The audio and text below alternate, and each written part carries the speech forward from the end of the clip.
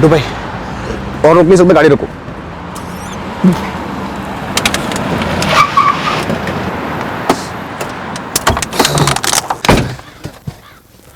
गुड्डू भैया, ये अचानक क्या हो गया विवेक भैया को? कल रात में कुछ गड़बड़ खा लिया होगा, फूड पॉइजनिंग ना हो। कोई फिक्र नहीं धर्मेश, मैं आप लोग को नरसिंहपुर छोड़ के जबलपुर लौटते डॉक्टर को दिखाता हूँ। आपने हमारे लिए इतना अप डाउन किया विवेक भाई। स्वाति जी के लिए इतना करना तो बनता ही है ना। चलो गुड्डू भाई।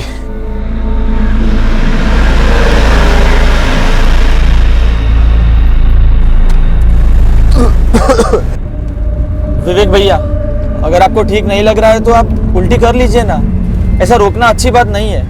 नहीं ठीक है, ठीक है। क्या नहीं नहीं? गुड्डू भैया आप गाड़ी रोकिए प्लीज। अरे नहीं, जरूरत नहीं है। अरे क्या नहीं नहीं, कर लीजिए ना। गुड्डू भैया आप गाड़ी रोकिए।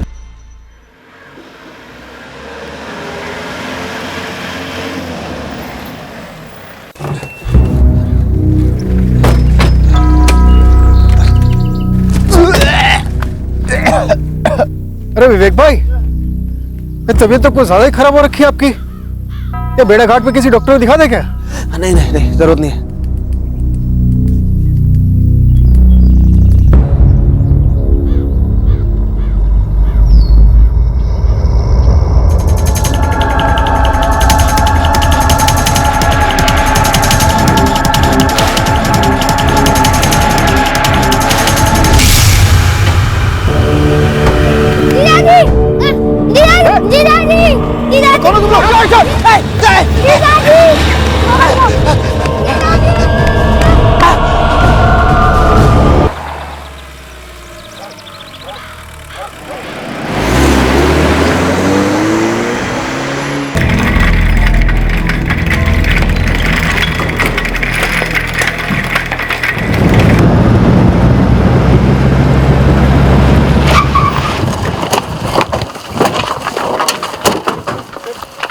हाँ बिल्कुल, इधर ही गाड़ी खड़ी की थी साहब हम लोगों ने।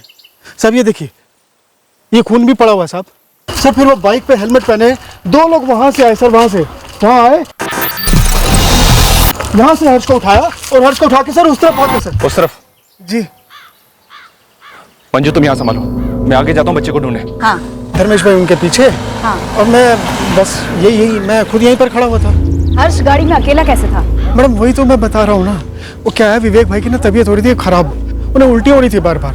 तो धर्मेश भाई ने मेरे को गाड़ी रोकने को बोला। विवेक भाई गाड़ी से उतरे, वहाँ पेड़ के पास गए उल्टी करने के लिए।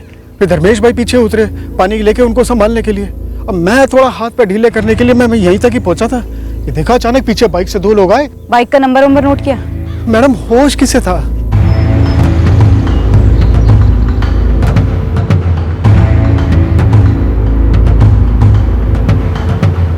राठौड़ दबा एक्सीलेटर, आधा घंटा पीछे चल रहे हैं। भेड़ाघाट और आसपास के सभी थानों को इन्फॉर्म कर दो। बच्चे का नाम है हर्ष मौर्य और उसकी उम्र है 10 साल। उसने क्रीम कलर का टी शर्ट पहना हुआ और ब्लैक कलर के हाफ पैंट्स पहने हुए हैं। काली कलर की बाइक से और दोनों ने हेलमेट लगाए हुए थे। बाइक का नंबर? नहीं, बाइक का नंबर नहीं है। अंदर के सभी रास्ते और हाईवे चेक पॉइंट्स पर पेट्रोलिंग टीम को अलर्ट कर दो। प्रीति भाभी आप बस निकलो, धर्मेश की हालत अच्छी नहीं है। लेकिन विवेक भैया हुआ क्या है, कुछ तो बताओ। हम जबलपुर से आ रहे थे तब दो लोग हर्ष को उठा ले गए। क्या? कौन थे वो लोग? वो तो मुझे मालूम नहीं प्रीति भाभी, पर धर्मेश को उन्होंने छुरा मार दिया। हे भगवान, लेकिन ये कैसे हुआ? किसने किया ये सब? कुछ तो बताओ विवेक भैया। प्रीति भाभी धर्मेश अभी ऑपरेशन थिएटर में है, आप जल्द से जल्द बेड़ाघाट वाले सिविल हॉस्पिटल में आ जाओ। मैं मोहन जी को भी फोन लगाता हूँ।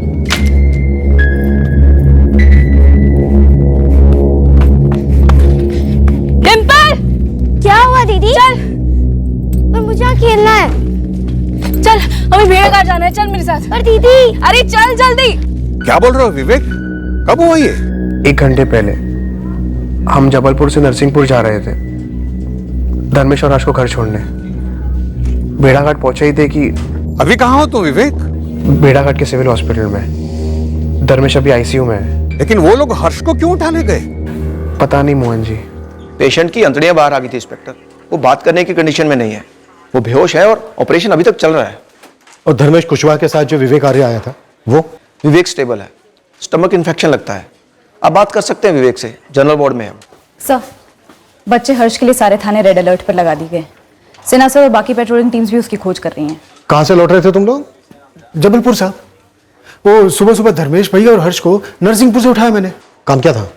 वीजा के लिए। वीजा? कहाँ का? किसका? धर्मेश कुशवाहा का? नहीं सर, धर्मेश की तो सिर्फ साइन चाहिए थी। वीज़ा दरअसल हर्ष का बनवाना है। वीजा? 10 साल के बच्चे का वीजा? जी सर, हर्ष के पेरिस की वीज़ा की तैयारी हो रही थी। धर्मेश और हर्ष को वापस उनके गांव नरसिंहपुर ड्रॉप कर रहे थे। मुझे उल्टी आ रही थी, इसलिए धर्मेश ने गाड़ी रुकवाई और एक कांड हो गया सर।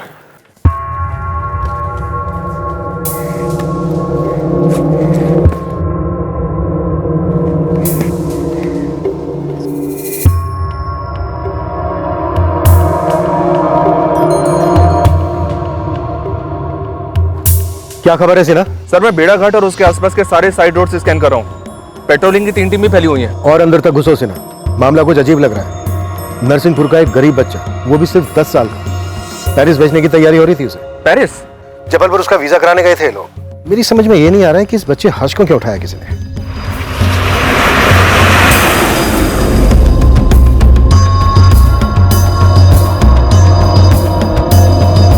पासपोर्ट के साथ अडॉप्शन पेपर्स हैं और गार्जियनशिप के भी कागजात हैं।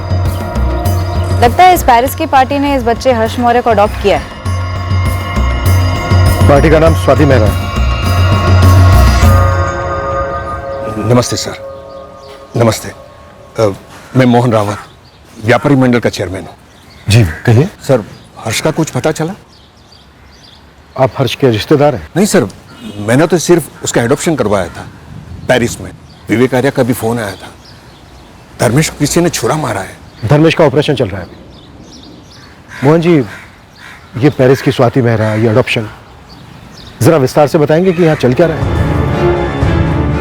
सर, सिन्हा सर का फोन आया था। उन्हें हर्ष मौर्य मिल गया है। कहाँ मिला हर्ष? किडनैपिंग साइट से 15 किलोमीटर दूर। हर्ष ठीक है ना? वो लोग पकड़ गए? हमलावर कहीं भी नहीं दिखाई दिए और सर वो लोग हर्ष को भी छुरा मार गए। कैसी हालत है हर्ष की? सिन्हा सर बोल रहे थे कि काफी बुरी हालत में है बच्चा। हर्ष, हर्ष, बच्चे का होश जा रहा है। गाड़ी तेज भगा राठौर। उसकी बड़ी बहन प्रीति, उसकी जीजा धर्मेश जिस पर ऑपरेशन चल रहा है, और सबसे छोटी डिम्पल, बस यही हर्ष के अपने हैं। जब हर्ष के अपने यहाँ हैं तो कोई उसे क्यों अपना रहा है, वो भी पेरिस से? सर दरअसल बात यह है कि मेरा बेटा सनी पढ़ने के लिए पेरिस गया था। वहां उसकी पहचान स्वाति मेहरा से हुई। बहुत अच्छी औरत है, इंडियन मुल्क है, लेकिन पैदाइश पेरिस की है। स्वाति जी ने मेरे बेटे को जॉब पे लगवाया है। अभी बात यह है कि स्वाति जी की शादी की उम्र निकल गई है और उसका मन बच्चे के सुख को तरसता है। अच्छा, इसलिए बच्चा अडॉप्ट कर रहे हैं? जी सर। स्वाति जी ने मेरे बेटे को कहा कि वो कोई गरीब हिंदुस्तानी बच्चा गोद लेना चाहती है, और सनी ने यह बात मुझे बताई। आप हर्ष को कैसे जानते हैं? छोटा मुंह बड़ी बात होगी, लेकिन इस इलाके में मेरी थोड़ी पहुंच है। काफी दोस्त है बेड़ा घाट में, तो मैंने ये बात फैलाई कि कोई अच्छे घर का बच्चा हो तो बताना। मेरा एक मित्र है रतन दास, वो हर्ष के जीजा धर्मेश को जानता है। बाप नहीं है हर्ष का, ये आपने बताया। जी। पर माँ कहाँ है हर्ष की? परवरिश करने वाली ही माँ होती है ना, तो बस हर्ष की बड़ी बहन प्रीति को ही हर्ष की माँ समझो। हर्ष के पिता के देहांत के बाद हर्ष की माँ तीनों बच्चों को छोड़कर चली गई, दूसरी शादी कर ली। बाद में हर्ष और डिंपल की परवरिश धर्मेश और प्रीति ने ही की है। लेकिन मोहन जी, एक गरीब 10 साल के बच्चे की जान का दुश्मन कौन हो सकता है? गरीब नहीं, काफी गरीब। मोहन जी, मोहन जी, मोहन जी, धर्मेश कहाँ है? हर्ष कहाँ है? बताइए ना। कहाँ मेरे भाई, मेरे पति कहाँ है? शांत बेटा शांत। यही प्रीति है जिसकी मैं बात कर रहा था आपको। प्रीति, आपके हस्बैंड धर्मेश का ऑपरेशन चल रहा है। आपका भाई हर्ष मिल गया है, उसे भी हॉस्पिटल लाया जा रहा है। हर्ष को अस्पताल? उस पर भी हमला हुआ है। ये सब क्या हो रहा है? सब किसने किया है? कहाँ मेरा भाई? मुझे मिलना है अभी। किधर है वो लोग? बताइए ना, कुछ तो बताइए।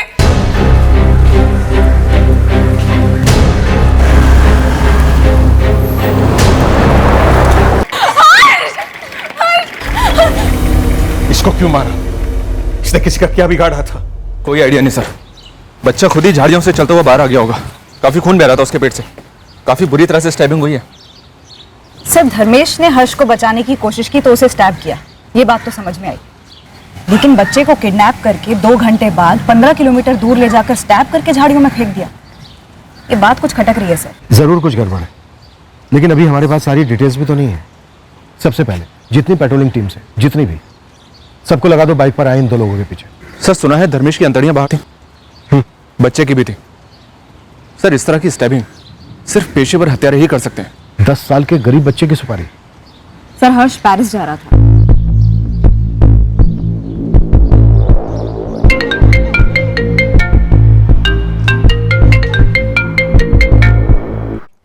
हेलो मोहन जी, कैसे हैं आप? स्वाति जी, बैड न्यूज है। क्या हुआ मोहन जी? वीजा ऑफिस में कोई प्रॉब्लम है? नहीं नहीं, वो वीजा ऑफिस से लौटते वक्त वो धर्मेश और हर्ष पर अटैक हुआ है। Attack? What attack Mohan ji?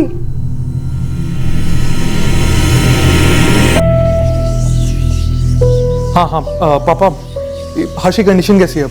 हर्ष का ऑपरेशन अभी चल रहा है, धर्मेश का हो गया, उसे आईसीयू में शिफ्ट किया है। पापा आप टाइम बाय टाइम खबर देते रहना, और अगर कुछ भी जरूरत पड़ती है ना तो मैं और स्वाति इंडिया आ जाएंगे। नहीं बेटा, इंडिया आने की कोई जरूरत नहीं है, मैं हूं ना, सब संभालूंगा। सनी बेटा, मुझे एक बात का बहुत बुरा लग रहा है, हमारे देखरेख में ऐसा हुआ। पता नहीं, मुझे ऐसा लग रहा है कि जरूर कोई गलत फहमी हुई है। स्वाति डोंट वरी, पापा है ना वहां पे, सब ठीक हो जाएगा।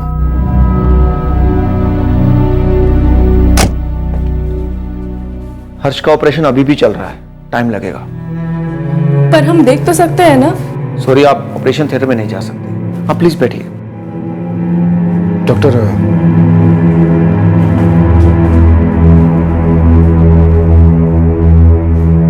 हर्ष बच तो जाएगा ना? देखिए, अभी कुछ कह नहीं सकते। नहीं साहब, मुझे तो कुछ भी पता नहीं चला। लोग कोई पीछा पीछा कर भी रहा हो तो। गुड्डू, जिस इलाके में तूने गाड़ी रोकी थी ना, वो इलाका इतना सुनसान है कि हमलावरों के लिए निशाना हलवा था, हलवा। नहीं नहीं नहीं नहीं साहब, मैंने गाड़ी नहीं रोकी। वो तो वहां से गुजरते वक्त विवेक भाई को फिर से उल्टी आने लगी, तो धर्मेश भाई ने मेरे को बोला कि गाड़ी रोक दो। साहब मुझे गाड़ी रोकनी पड़ी। कोई हमारे हर्ष को क्यों उठाएगा? हर्ष को अगवा करके मार डालने की कोशिश की गई थी धर्मेश। हमें नहीं लगता हर्ष को किसी ने फिरौती वगैरह के लिए उठाया था। पर हमसे कैसी फिरौती मिलेगी साहब? हमारे पास तो अगले महीने का राशन हो तो बड़ी बात है। जानता हूं, तभी पूछ रहा हूं, फिरौती के लिए नहीं तो फिर किस लिए? आप लोगों की किसी के साथ कोई दुश्मनी? मैडम, मैं तो सनी का फ्रेंड हूँ। मैं खुद पेरिस में रह रहा था, जॉब कर रहा था। 5 महीने पहले ही मेरा वर्क वीजा एक्सपायर हुआ, इसलिए यहाँ पे हूँ। तो सनी ने हर्ष का वीजा लगवाने का काम तुम्हें सौंपा था? सनी और स्वाति दोनों ही मेरे अच्छे फ्रेंड्स हैं। मैं उनके लिए यहाँ कोऑर्डिनेट कर रहा था मोहन जी के साथ, सनी के डैड। हम सब कितने खुश थे कि हर्ष के भाग खुल गए, विदेश में जाके पढ़ेगा। 2 साल पहले किसने सोचा था कि ऐसा भी कुछ होगा? 2 साल पहले? ये पेरिस की स्वाति मेहरा ने हर्ष को 2 साल पहले गोद लिया था? हाँ साहब, 2 साल तो हो गए, और इन 2 सालों में हम वीजा के लिए कितनी सारी बार जबलपुर आए गए, कभी ऐसा कुछ नहीं हुआ। पता नहीं कल ही क्यों पहली बार ये सब। नहीं गुड्डू, जब तक इस केस पर मैं पूरी तरह से पकड़ नहीं मिल जाती, तुम कहीं नहीं जा सकते। साहब, जबलपुर में मेरा घर परिवार है, मैं रोज कमा कर जाता हूँ तो घर पर रोटी बनती। नौकरी पर नहीं गया तो सेठ मेरा पैसे काट लेगा। तेरे सेठ से हम बात कर लेंगे, तू अपने घर वालों से बात कर ले, पर तू रहेगा यहीं। मंजू, सारे documents, adoption paper, visa related documents, सबको एक बार डिटेल स्टडी करो। ठीक है सर। सिन्हा, एक गरीब घर के बच्चे हर्ष को पेरिस की स्वाति मेहरा ने कानूनी तौर पर गोद लिया, लेकिन हर्ष 2 साल से उसके पास पेरिस नहीं गया, लेकिन कानूनी तौर पर वो उसकी मां है। हो सकता है किसी ने सोचा हो कि हर्ष को किडनैप करके पेरिस वाली पार्टी से फिरौती ली जाए और पेमेंट हवाला के जरिए ली जाए, तो हर्ष को उठा लिया। पर हर्ष को उठवाने के 2 घंटे के अंदर ही इस बच्चे की अंतड़ियां निकाल दी सर। ऐसा कौन किडनैपर करता है? विक्टिम को किडनैप करके उसी दिन मार देना, फिर भी फिरौती मांगते रहना, ऐसा हमने कई बार देखा। लेकिन जिस तरह से इस बच्चे को किडनैप करके 2 घंटे के अंदर बुरी तरह से जख्मी करके फेंक दिया गया, ऐसा हमने पहली बार देखा। सिन्हा, सारे एंगल एक्सप्लोर करते हैं। मुझे लगता है जबलपुर से ही फॉलो किया जा रहा हो, और शायद ये फर्स्ट अटेम्प्ट नहीं होगा, इससे पहले भी कोशिशें होती रही हो। सर, इस ड्राइवर गुड्डू के कॉल रिकॉर्ड्स मंगवाए हैं। ये कह रहा था कि इसने पहले भी 3 बार जबलपुर अप डाउन किया है, धर्मेश, विवेक और हर्ष के साथ, नरसिंहपुर से जबलपुर और फिर रिटर्न। अटैक के दौरान धर्मेश को इतनी बुरी तरह से स्टैप किया गया, लेकिन गुड्डू को खरोच तक नहीं आई। कह रहा था कि उसे धक्का दिया गया। धर्मेश को धक्का नहीं दिया गया, बल्कि सीधा छुरा घुसेड़ दिया। टिपिकल पेशेवरों का ट्रेडमार्क है सर, छुरा अंदर घुसेड़कर घुमा देना, ताकि विक्टिम के बचने के चांसेस ना के बराबर हो। निकालो सारे पेशेवर स्टैपिंग उस्तादों की कुंडलियां।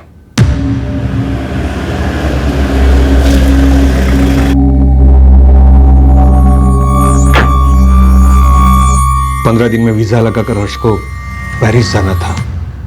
स्वाति जी ने वहां स्कूल में बात भी करके रखी है। हर्ष का पासपोर्ट 1.5 साल पहले बना। जी, मैंने बहुत भागादौड़ी करके हर्ष का पासपोर्ट बनवाया था। हर्ष की बहन प्रीति बता रही थी कि अडॉप्शन 2 साल पहले हो गया था। 2 साल पहले तो बात शुरू हुई थी, 6-7 महीने तो कागज पत्री बनाने में ही चले गए। बहन प्रीति, जीजा धर्मेश हर्ष की परवरिश कर रहे थे इतने सालों से, फिर वो हर्ष को किसी और को देने के लिए तैयार कैसे हो गए? एक तो 10 साल के बच्चे को समझाना, दूसरा खुद दिल पर पत्थर रखना, कैसे हुआ ये? गरीबी से भारी पत्थर है कोई साहब? ममता इतनी हल्की भी तो नहीं होती ना मोहन जी। गुड्डू ड्राइवर बता रहा था कि हर्ष की माँ माधुरी बगल वाले गांव में रहती है। हाँ, रहती है ना मैडम, माधुरी जाधव नाम है, दमोह में रहती है अपने दूसरे पति राजकुमार के साथ।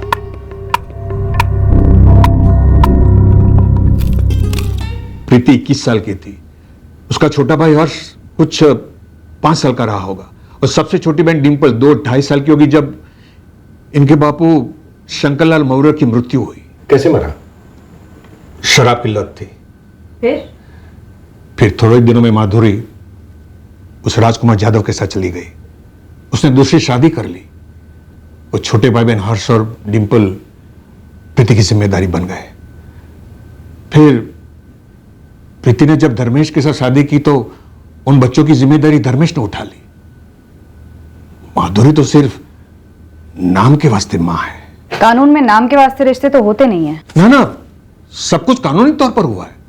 माधुरी से हर्ष कानूनन धर्मेश और प्रीति को ट्रांसफर हुआ, इसीलिए तो इतना वक्त लगा। ट्रांसफर तो जमीनें होती हैं मोहन जी, एक मासूम को ऐसे इतनी दूर देश भेजना, ये परिवार मान कैसे गया?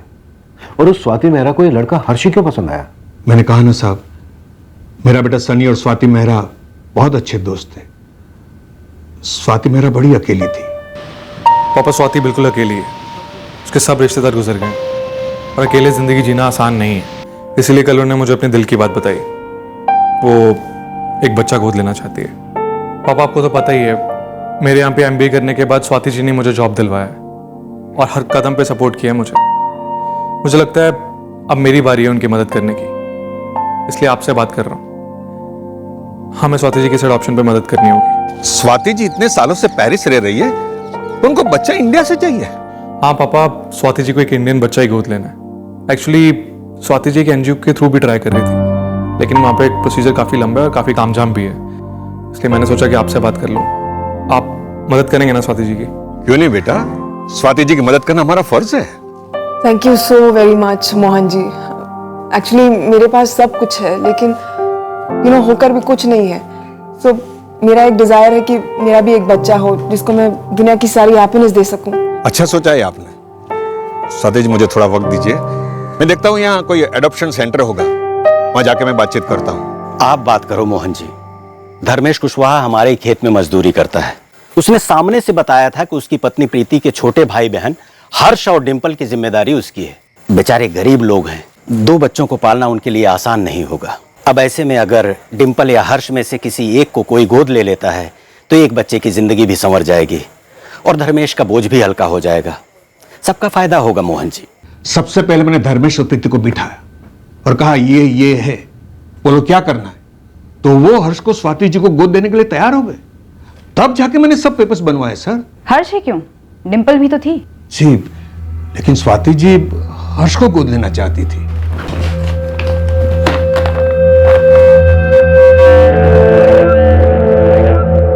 मोहन जी, हर्ष की मां माधुरी जाधव की कानूनी रजामंदी भी लगी होगी। लगी थी ना साहब, तहसील ऑफिस ने साफ बता दिया था कि धर्मेश और प्रीति की रजामंदी तब जायज होगी जब इस बात का सबूत होगा कि हर्ष की मां माधुरी हर्ष को छोड़कर चली गई है और उसने दूसरी शादी कर ली है और धर्मेश और प्रीति कानूनन पालक है। सर, तब जाकर तो मैंने सारे पेपर्स बनवाए थे। सबसे पहले माधुरी और उसके दूसरे पति राजकुमार, इन दोनों की शादी का रजिस्ट्रेशन करवाना पड़ा। उसके बाद एनओसी लेनी पड़ी माधुरी से कि धर्मेश और प्रीति अब हर्ष के कानूनी पालक होंगे। माँ बाप की तरफ फैसले लेंगे हर्ष के। ये कानूनी पालक बनाने का भी पूरा तामझाम किया तहसील ऑफिस में। धर्मेश और प्रीति हर्ष के कानूनी पालक हो गए। फिर सितंबर 2015 में स्वाति जी पेरिस से यहां आई हर्ष को मिलने के लिए और सारी फॉर्मेलिटीज पूरी करने के लिए, ताकि वो हर्ष को गोद ले सके।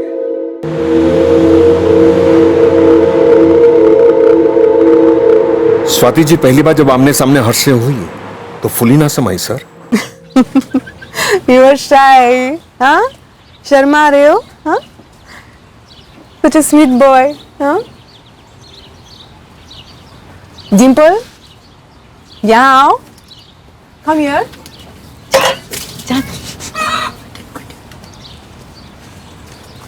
ये है चॉकलेट. पसंद है ना? हाँ? और ये ड्रेस. इधर बैठो.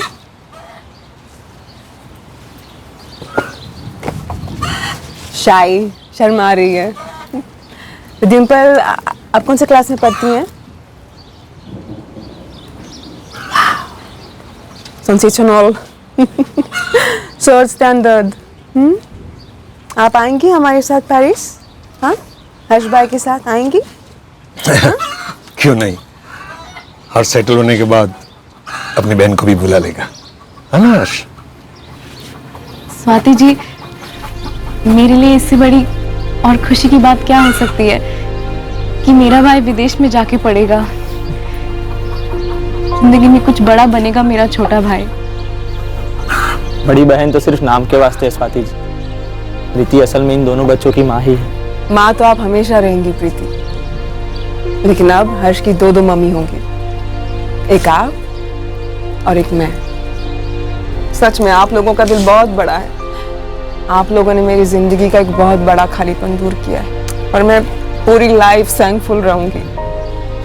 सच में शुक्रिया. फिर भागा दौड़ी करके मैंने हर्ष का पासपोर्ट बनवाया. पेरिस का वीजा लगने ही वाला था कि देखो किसी की नजर लग गई. आपकी नजर में कौन हो सकता है जिसे इस अडॉप्शन से आपत्ति थी? किसी को नहीं. 2 साल पहले तो सारा कुछ हो गया था. 1 महीने के अंदर पेरिस की फ्लाइट पकड़ने वाला था हर्ष. पर मोहन जी, कोई तो जरूर चाहता था कि हर्ष वो फ्लाइट कभी ना ले. सर, मैं मानने को तैयार ही नहीं हूं कि कोई हर्ष को रोकना चाहता था. ऐसा करके किसी को क्या मिलता? पर रोका तो गया है. इसका मतलब किसी को कुछ तो मिला है या फिर मिलने वाला है.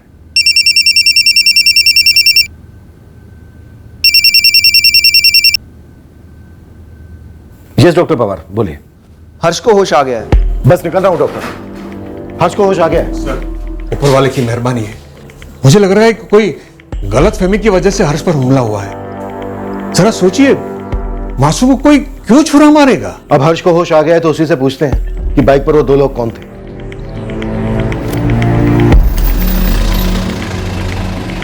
सलाम साहब.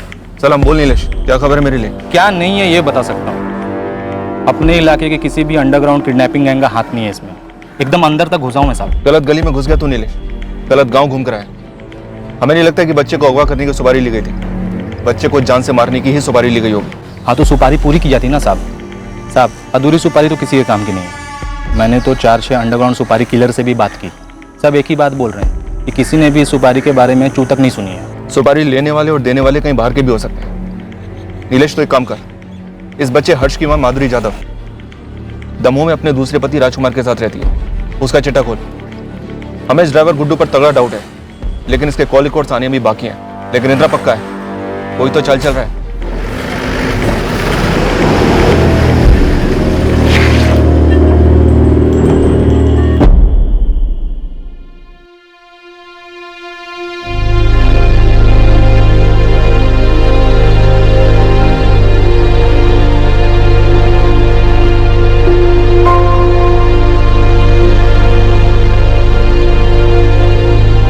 कैसे हो हर्ष बेटा? डिम्पल, आपकी प्रीति दीदी कहाँ है? दीदी दवा लेने गई है। आपके जैसा बहादुर बच्चा मैंने आज तक नहीं देखा।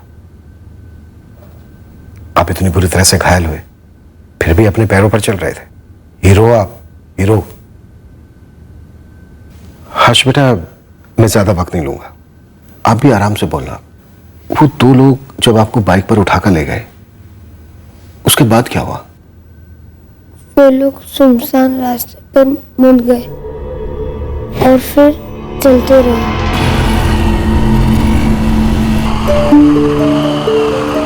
फिर जो बाइक चला रहा था उसका फोन बजा, फिर वो लोग बाइक पे भाग गए।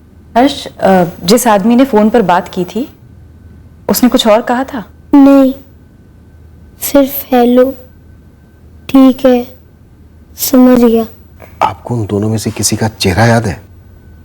उन दोनों ने काली हेलमेट पहनी थी। हेलमेट पे किसी तरह का कोई निशान, ऐसा कुछ याद है? क्या आपने उस बाइक की नंबर प्लेट देखी थी? आप तो इतने स्मार्ट हो, आपको तो नंबर्स जल्दी याद हो जाते होंगे, है ना? कोई बात नहीं, फिर भी हम उन्हें पकड़ लेंगे। वो लोग ने मेरे जीजा जी को भी मारा। तुम्हारे जीजा जी बिल्कुल ठीक है हर्ष, और तुम भी ठीक हो जाओगे जल्दी। आंटी,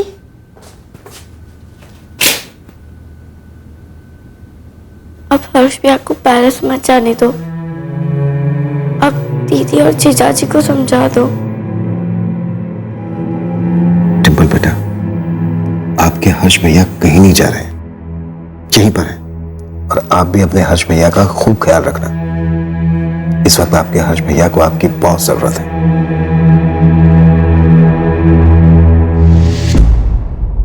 सर, शायद मोहन जी ठीक कह रहे हैं। Mistaken identity. सर, हर्ष जैसे गरीब बच्चे को कोई क्यों उठाएगा? जिन दोनों ने उसे उठाया शायद उनके टारगेट कोई और था। तो फिर वो जो फोन आया था हमलावर को, वो ये कहने के लिए आया होगा कि गलत बच्चे को उठा लिया है, अब कोई चारा नहीं है, खत्म कर दो, ताकि आइडेंटिफिकेशन ना हो। मुश्किल है पर नामुमकिन नहीं है। हमें हमलावरों को लेकर कोई गलतफहमी नहीं है। पेशेवर खूनी ही है। एक आदमी और उसके बेटे समान साले को अधमरी कंडीशन में पहुंचा दिया। इंस्पेक्टर, जिसका डर था मुझे वही हुआ। फिर से ऑपरेट करना पड़ेगा हर्ष और उसके जीजा धर्मेश को। फिर से क्यों डॉक्टर? आप जानते होंगे दोनों को मल्टीपल स्टैबिंग्स नहीं हुई, सिर्फ एक सिंगल स्टैब किया गया, जैसे प्रोफेशनल किलर्स करते हैं। छुरा सीधा पेट में घुसाकर इतने जोर से घुमा दिया जाता है कि अंतड़ियां बाहर आ जाती हैं, जैसे इन दोनों के केस में हुआ। जानता हूं डॉक्टर, पर धर्मेश और हर्ष बच तो जाएंगे ना? देखिए, हम हमारी बेस्ट कोशिश कर रहे हैं। हमने घाव स्टिच किए, ब्लीडिंग रोकी, सब किया, पर फिर भी इन दोनों के केस में इंटरनल इन्फेक्शन सेट इन हुआ है। खतरे की तो कोई बात नहीं है ना? ऑनेस्टली खतरे जैसी ही बात है। हम फिर से ऑपरेट कर तो रहे हैं, लेकिन दोनों सबसे हाई रिस्क जोन में होंगे। पर हमारे पास दूसरा कोई ऑप्शन भी नहीं है, चांस लेना ही पड़ेगा। 10 साल के बच्चे को कोई अडल्ट समझ के तो अगवा करेगा नहीं। ये लोग वहां जरूर किसी दूसरे बच्चे को उठाने आए होंगे, पर वो बच्चा कौन हो सकता है? शायद जबलपुर से लौट रही कोई अमीर पार्टी होगी, और जिस स्पॉट पर गुड्डू ने विवेक को उल्टी कराने के लिए रुकाया इत्तेफाकन, वहीं एक्चुअल पार्टी रुकने वाली होगी। चलो मानकर चलते हैं कि मिस्टेकन आइडेंटिटी का केस है, पर अगर किडनैपिंग का प्लान बना था तो ये जरूर किसी गैंग का काम होगा, और किडनैपिंग की प्लानिंग काफी पहले से चल रही होगी।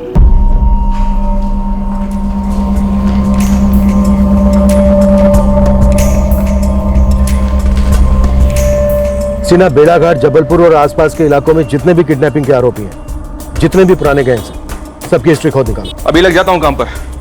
सर, वैसे विवेक आर्य और ड्राइवर गुड्डू, इन दोनों के कॉल रिकॉर्ड्स आ गए, लेकिन दोनों के ही कॉल रिकॉर्ड्स में कुछ भी फाउल प्ले जैसा नजर नहीं आ रहा है। मिस्टेकन आइडेंटिटी केस भी हो सकता है, पर इस पॉइंट पर कुछ भी दावे के साथ नहीं कहा जा सकता। प्रीति, अब कैसे हैं धर्मेश और हर्ष? दोनों ही अच्छे नहीं है माँ। डॉक्टर ने कहा है कि दोनों की हालत बहुत ही नाजुक है, कुछ समझ में ही नहीं आ रहा है। दोनों को अच्छी तरह संभाल बेटी, पता नहीं अपने हर्ष के साथ ही क्यों हुआ।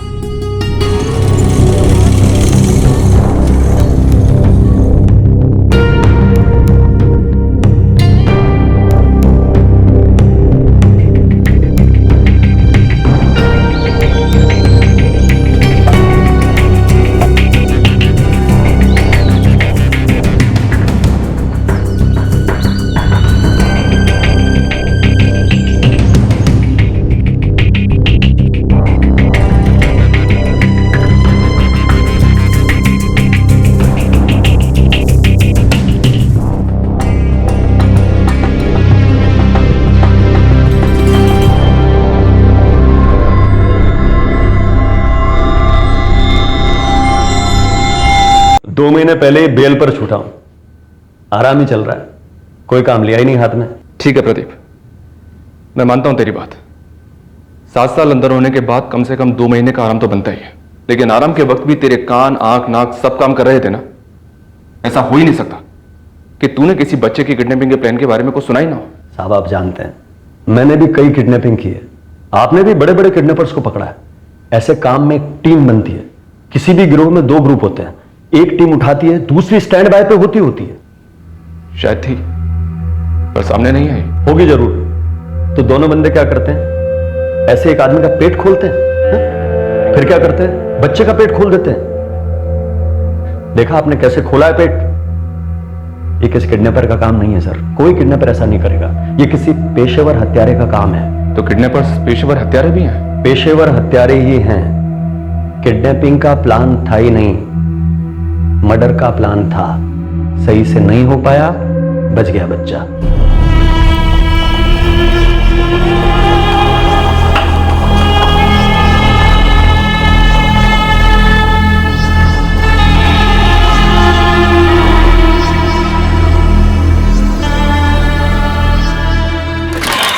सर, एक बैड न्यूज है। हर्ष और धर्मेश दोनों की हालत और भी खस्ता हो गई है। इन्फेक्शन फैल गया? बहुत जल्दी और बहुत बुरी तरह से।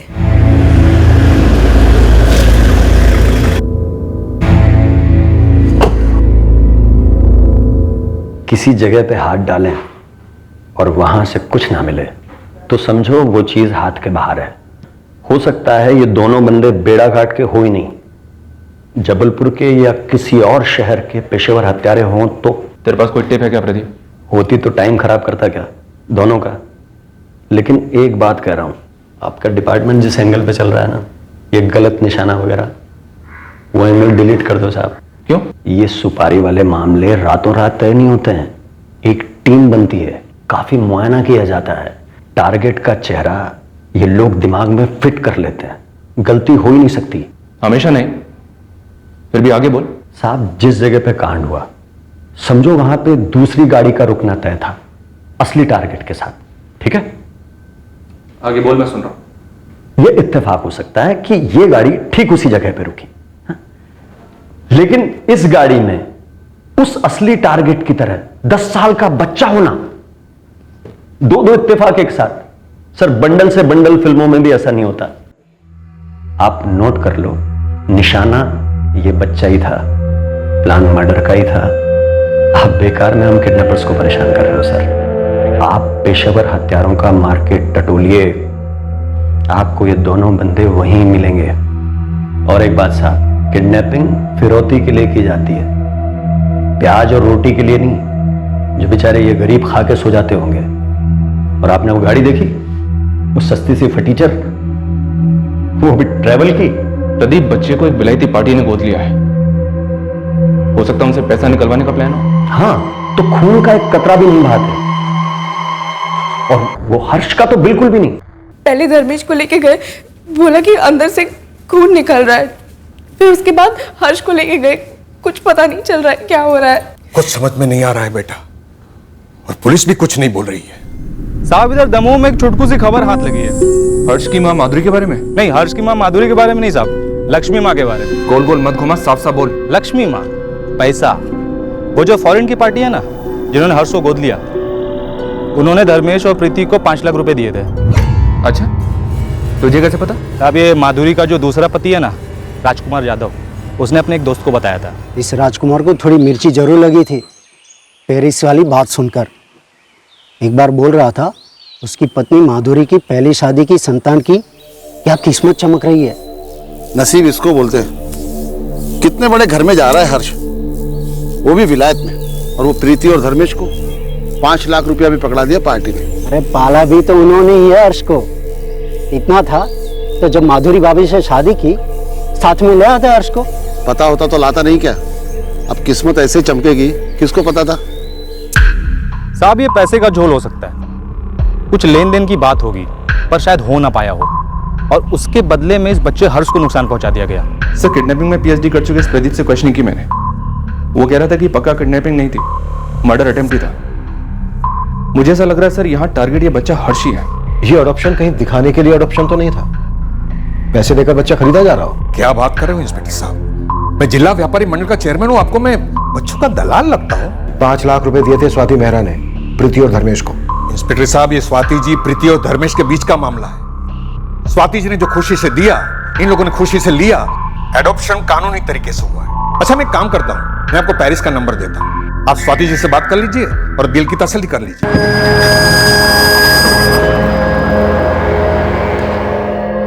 That is correct, officer. मैंने धर्मेश कुशवाहा को 5 लाख रुपीस दिए थे जब हर्ष के अडॉप्शन पेपर्स अप्रूव हुए थे। पूरी डील कितने में हुई स्वाति जी?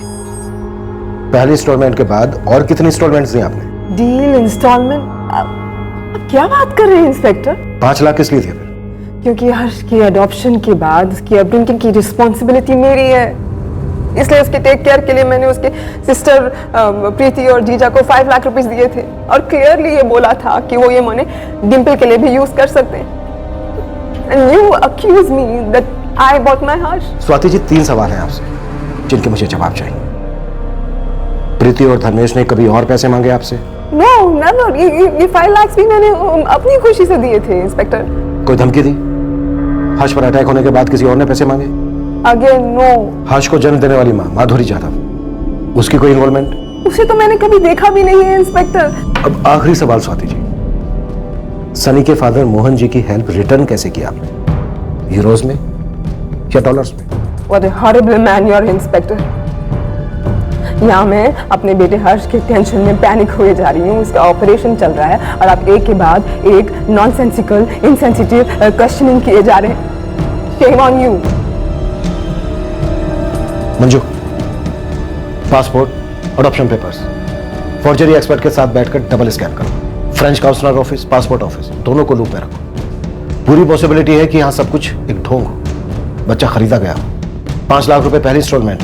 अब ये औरत फ्रांस में बैठकर तो कबूल करेगी नहीं कि बच्चा खरीदा गया है। ठीक है सर, मैं सारे अरेंजमेंट्स करती हूँ। हर्ष की माँ माधुरी को क्वेश्चनिंग के लिए बुला लेते हैं और उसकी बहन प्रीति, वो मोहन जी, विवेक और गुड्डू ड्राइवर, इन सबको रेडार में रखते हैं। पता चला प्लॉट किडनैपिंग का था ही नहीं, हर्ष और धर्मेश के मर्डर का था।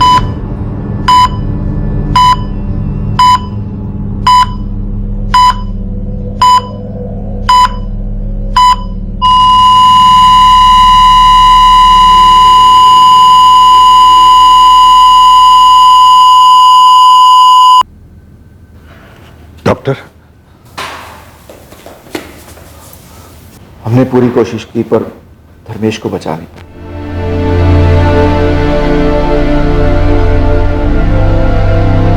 और हर्ष? उसका दूसरे थिएटर में ऑपरेशन चल रहा है।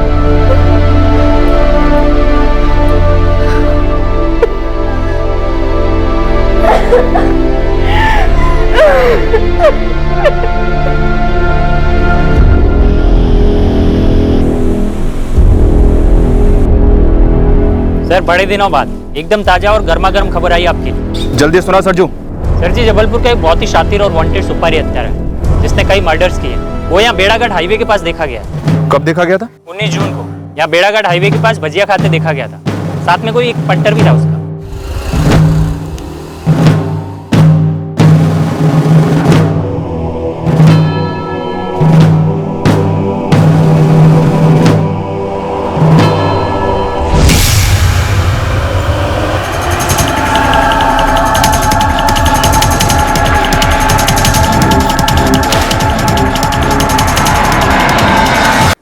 आपने भी नाम सुना होगा साहब, ललित सिंह।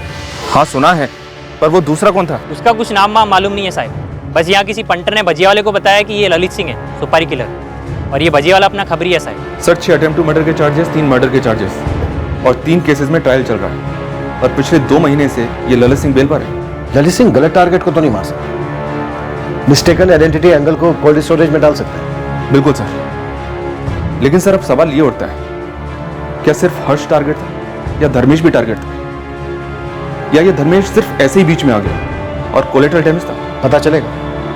पहले ये तो पता चले कि इस नन्ही सी जान से किसे इतनी वैर थी और क्यों।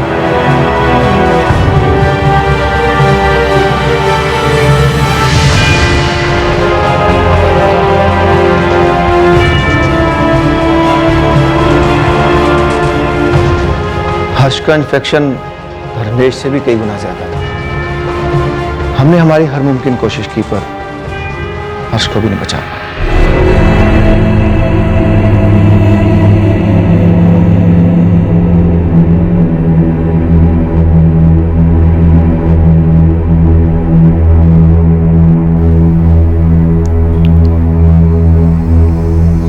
प्रीति, बेटा, हर्ष भी नहीं रहा।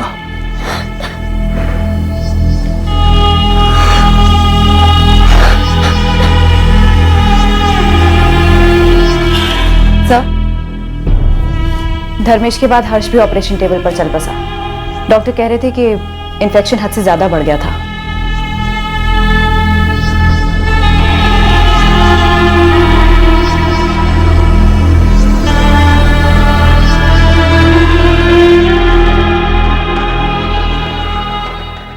एक 10 साल का हंसमुख मासूम लड़का, गरीब परिवार में ही सही, लेकिन खुशी से जिंदगी बसर कर रहा था।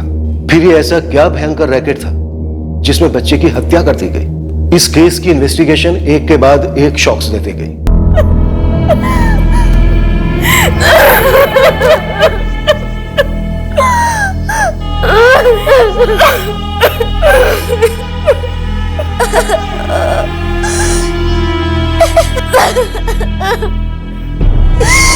ये सुपारी किलर ललित सिंह अपनी मर्जी से तो दो मर्डर करेगा नहीं, वो भी एक गरीब आदमी और एक मासूम बच्चे का। सिन्हा, इस वक्त हमारे पास क्या है? सर, ड्राइवर गुड्डू चौबे और वो उल्टी कुमार विवेक आर्या। सर, इस विवेक को उठवाकर उल्टी करवाते हैं। डेफिनेटली सिग्नल दिया गया होगा अटैक करने से पहले ललित सिंह को। स्पॉट पे तय होगा कि कहाँ रुकना है और अटैक के लिए कौन सी जगह से। सर, हर्ष की असली मां माधुरी और उसके पति राजकुमार को भी रूल आउट नहीं करना चाहिए। और मोहन जी और शायद उनके बेटे सनी को भी, जो पेरिस में बैठा है।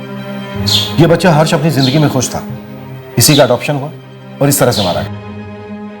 ये प्लान चाइल्ड ट्रैफिकिंग माफिया का भी हो सकता है, पर जो भी है, हमें मास्टरमाइंड और किलर दोनों को खुद निकालना है।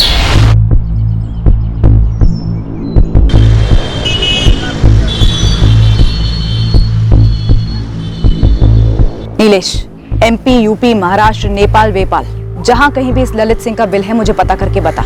मैडम, ये ललित सिंह खाली पेशेवर हत्यारा नहीं है, खानदानी भी। इसका बाप प्रमोद सिंह अपने जमाने का बहुत नामचीन हिस्ट्री शीटर था। ये जबलपुर में रहती है इसकी पूरी फैमिली।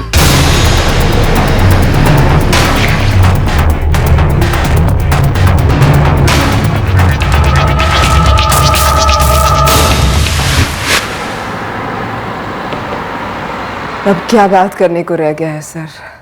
मेरे बेटे हर्ष को क्यों मारा? क्या मिला किसी को? शायद डील के पैसे नहीं मिले हों, इसलिए मर्डर हुआ हो। कोई ब्लडी डील नहीं था। एवरीथिंग, सब कुछ बिल्कुल लीगल था।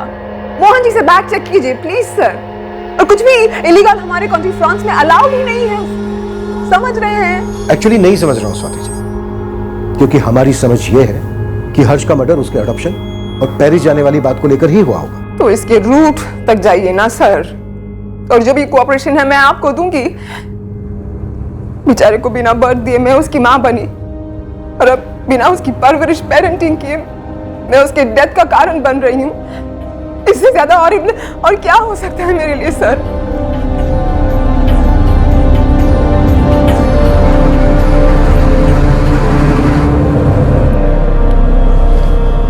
स्ट्रेस मत लो स्वाति, पापा हैं वहां पे, सब संभाल लेंगे। लो पानी पियो। पेट ही खराब है ना विवेक का, तो दवा दीजिए उसे। जवाब तो उसे मुंह से ही देना है। विवेक भैया से क्या सवाल करने हैं आपको? वो तो बस स्वाति मेहरा की हेल्प कर रहे थे हर्ष के वीजा के लिए। वीजा तो कटा है उस बच्चे का और उसके जीजा का भी। पर सर, पर कुछ नहीं। अब आप लोग रास्ता छोड़ेंगे या हम शराफत छोड़ दें? ये तपन है ना, अगर इसे एक बार मैंने तेरे ऊपर छोड़ दिया ना, फिर मैं इसे खुद भी रोकूंगा तो ये रोकेगा नहीं। बिना ब्रेक वाला डंपर ट्रक है, कुचल देगा तेरी कार को। उससे सच तो नहीं कुछ लेगा ना। वो सच ये है कि मैं उस साजिश का हिस्सा नहीं था। मैंने हत्यारों को कोई सिग्नल नहीं दी। तुम लोगों के बेड़ा घाट में दाखिल होने से जस्ट पहले वहीं बेड़ा घाट के पास एक ठेले पर ललित सिंह चाय पकौड़े खा रहा था। उसे सिग्नल मिला, तुरंत वो और उसके आदमी ने तुम्हारी गाड़ी का पीछा किया, फिर हमला किया। अब हमें तो ये बता कि उसे सिग्नल किसने दिया, तूने या विवेक ने? मैं गाड़ी चलाते हुए फोन नहीं करता, मैं लेता भी नहीं हूं। मैंने फोन दिया ना आप लोगों को था, आप खुद ही देख लीजिए। मैंने किसी से भी बात की हो तो फिर किसने फोन किया? विवेक ने या धर्मेश? मेरी नजर और ध्यान दोनों सड़क पर होते हैं। अरे कोई फोन करे ना करे किसको पड़ी रहती है? ऊपर से विवेक भाई की उल्टियां चल रही थी, सो अलग।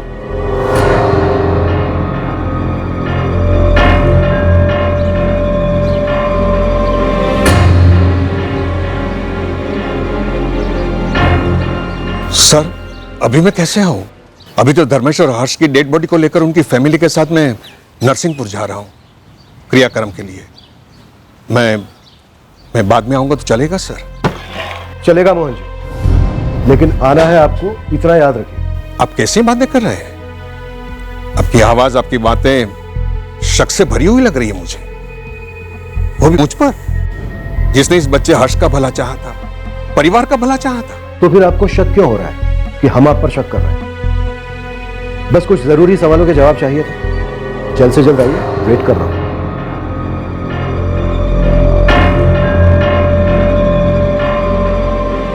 प्रीति, तुम लोग मेरी साथ गाड़ी में चलो, एम्बुलेंस पीछे से आएगी।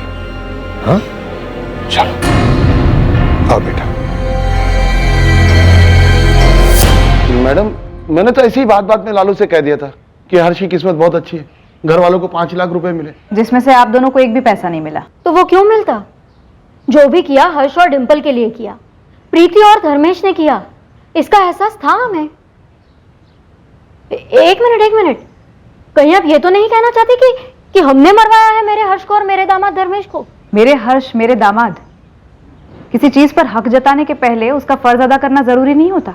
हक और फर्ज ये दोनों मजबूरी के गुलाम है मैडम। हर्ष की किस्मत अच्छे के लिए पलटी, इसका मतलब ये नहीं कि हमारी नीयत बुरे के लिए पलटी। ऊपर से हमारी ये फटीचर हालत, खुद एक पान खाने की औकात नहीं है हमारी, तो किसी को मारने की सुपारी क्या खाक देंगे? हाँ, और ये सब करके हमें मिलता क्या? पैसा मिलता।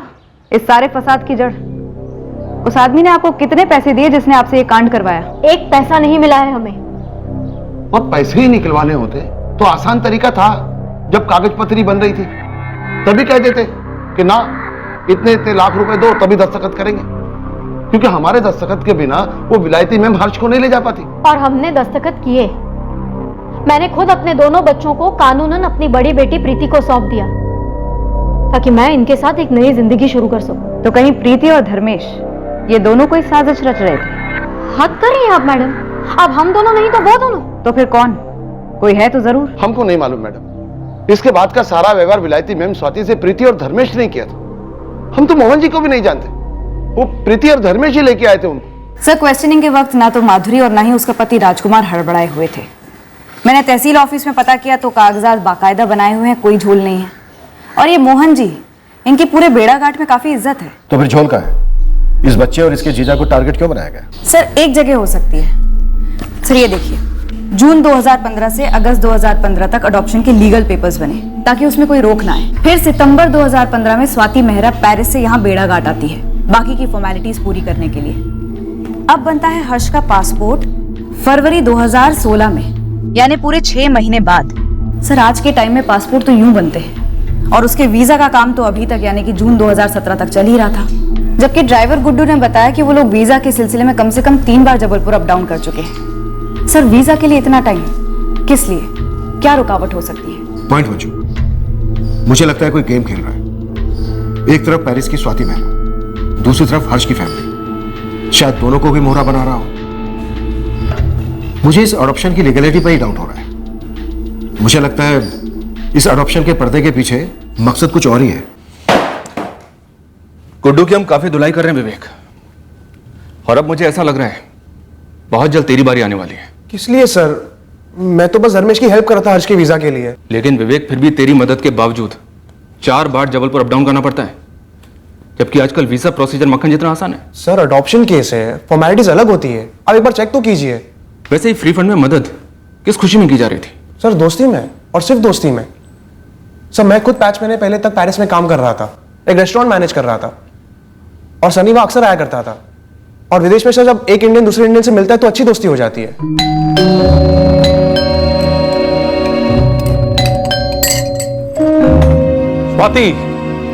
Hi Sunny, lot of traffic. Meet Vivek. He's from Jabalpur. मेरे बेड़ा घाट से सिर्फ 26 kilometre, right? Sir Sunny, Swati और मैं हम तीनों काफी वक्त साथ गुजारते हैं। फिर इस फरवरी में मेरा वर्क वीजा एक्सपायर हो गया था, तो मैंने स्वाति से हेल्प मांगी थी। कैसी हेल्प? सर वही हेल्प जो उसने सनी की थी। सनी स्टूडेंट वीजा पे था और स्वाति की हेल्प से उसका वर्क परमिट वीजा बन गया। स्वाति ने मेरे लिए भी कोशिश की थी पर कुछ हो नहीं पाया सर।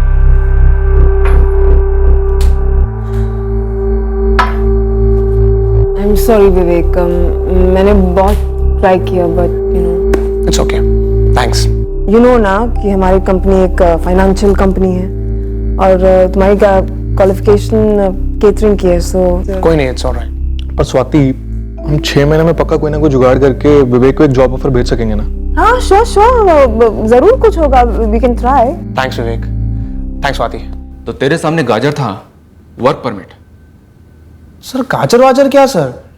सर कोई गुनाह थोड़ी है अब्रॉड सेटल होना, हेल्प मांगना। गुनाह है 10 साल के बच्चे हर्ष का कत्ल, जिसका वीजा बनाने की रिटर्न हेल्प तू कर रहा था। सर मुझे इस मर्डर के बारे में कुछ नहीं पता, मैं तो बस मोहन जी की हेल्प कर रहा था, वो इतने बिजी आदमी है। हर्ष का पासपोर्ट तो 2016 में बन गया था ना, तो अब जाके वीजा क्यों बन रहा था उसका? सर ना मैंने हर्ष का पासपोर्ट बनाया, ना ही मैंने उसको गोद लिया है। सर आपको जो पूछना है आप उन लोगों से पूछिए ना। किन लोगों से? स्वाति से, मोहन जी से, सनी से। चल तेरा दूसरा नंबर दे। दूसरा नंबर? वही नंबर जिससे तूने ललित सिंह को कॉल किया था, अटैक करने का सिग्नल दिया था उसे। सर मैंने कोई सिग्नल विग्नल नहीं दिया। हर्ष और उसका जीजा दोनों मारे गए, लेकिन तेरे और गुड्डू के ऊपर एक खरोंच तक नहीं आई। तो सर हमारी गलती कि हम बच गए, हम साजिश का हिस्सा बन गए। सर इसमें कोई लॉजिक ही नहीं बनता है। लॉजिक बनेगा विवेक, और केस भी बनेगा, तगड़ा बनेगा, उन सब के खिलाफ जिन्होंने इस कांड में हिस्सा लिया है। ठीक है सर, आप बनाइए तगड़ा केस, अब मैं जाऊं। तू कहीं नहीं जा रहा विवेक, एक बार केस बनेगा ना तो तू काम से जाएगा। लंबा वर्क परमिट मिलेगा तुझे सेंट्रल जेल का।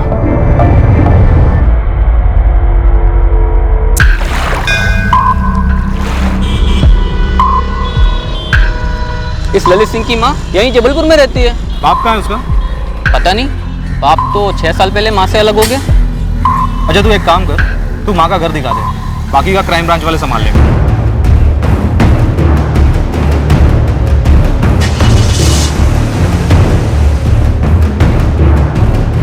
तू लोकेशन पर ही है ना नीलेश? हाँ एकदम ऑन द स्पॉट मैडम। ये ललित की माँ भी मार्केट से घर लौट रही है। वहीं कील गाड़ कर खड़ा रहे, हम 20 मिनट में पहुंच रहे हैं।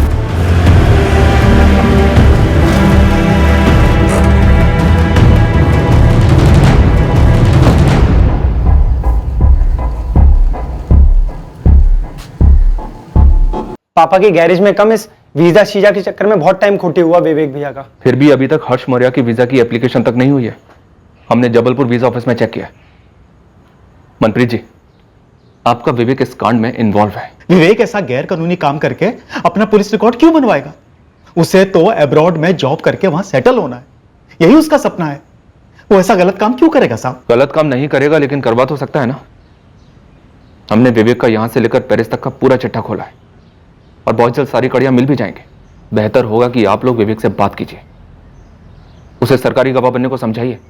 मनप्रीत जी, यही आखिरी मौका है। 2 लोगों की बेरहमी से हत्या की गई थी, जिनमें से एक 10 साल का बच्चा था। मामला बहुत सीरियस है। हर्ष तेरे पास ही रहता तो कम से कम जिंदा तो रहता, और तेरे पास वो खुश तो था ही। माँ इस गरीबी में शायद उसे कम खुशियां दे पा रही थी, यही सोच के दिल पे पत्थर रख के मैं तैयार हुई थी हर्ष को गोद देने के लिए। हर्ष के अच्छे भविष्य के लिए सोच रहे थे मैं और धर्मेश। और धर्मेश, ये मोहन भाई कौन है? मोहन भाई बेड़ा घाट के बहुत बड़े आदमी, रतन दास जी सेठ है ना, उनके कोई दोस्त है, कल मिलने भी आने वाले।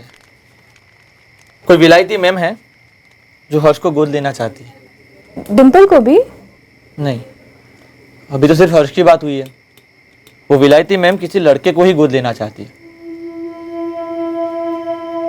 मैं क्या कहूँ उनसे? ना बोल दूं, मेरा दिल नहीं मान रहा है। हमें नहीं चाहिए विलायत बिलायत का चक्कर, हर्ष को कहीं नहीं भेजना है।